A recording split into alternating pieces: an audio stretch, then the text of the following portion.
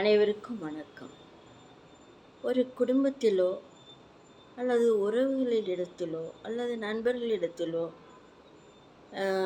ஒருவருக்கொருவர் பார்த்து கொள்வோம் அவர்களுடைய குணநலங்களை. அதாவது, உன்னிடம் நிறைய கெட்ட குணங்கள் இருக்கின்றது, இவை அனைத்தையும் மாற்ற வேண்டும் என்று சொல்வோம். அனைத்தையும் நாம் ஒரே நாளில் மாற்றிவிட முடியுமா? முடியவே முடியாது. அவர்களாக மாற்றுவது என்றாலும் கூட சிரமம்தான். நாம மாற்றுவது என்பது அது இயலாத காரியம்.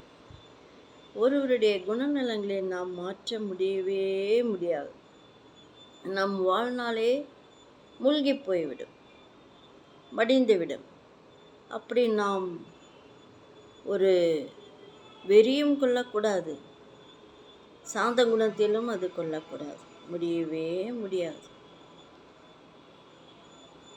அதாவது, அவருடைய கெட்ட குணங்களை ஒவ்வொன்றாகத்தான் பக்குவமாக சொல்லி, நாட்கள் ஆனாலும் நாட்கள் கடந்தாலும் நாம் பொறுமையாக சொல்லிதான் அதை சரி செய்ய முடியும், திருத்த முடியும். இப்படி நமக்கு பொறுமை இல்லாவிடில் அந்த செயலில் ஈடுபடவே கூடாது. ஒருவருக்கொருவர் வீண் பிரச்சனைகள் உருவாகும். வீண் பிரச்சனைகள் உருவானால் என்னவாகும்?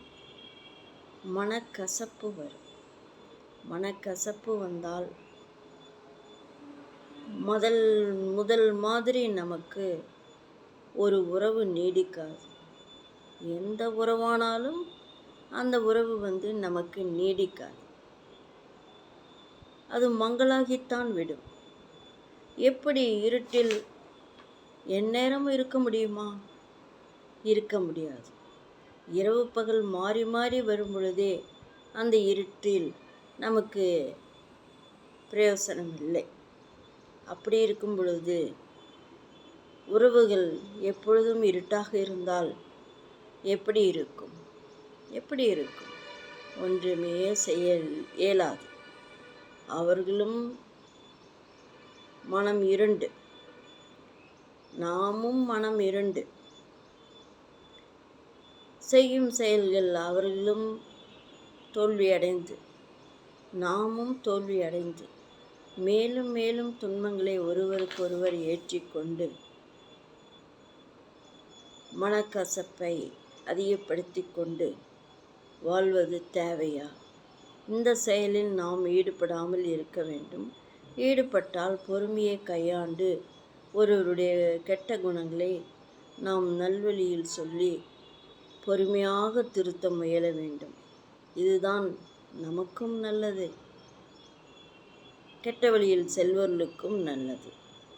இப்படித்தான் நாம் செய்ய வேண்டும். தங்களிடமிருந்து விடை பெற்றுக் கொள்வது வி.எஸ். ரோமா, கோயம்புத்தூர்.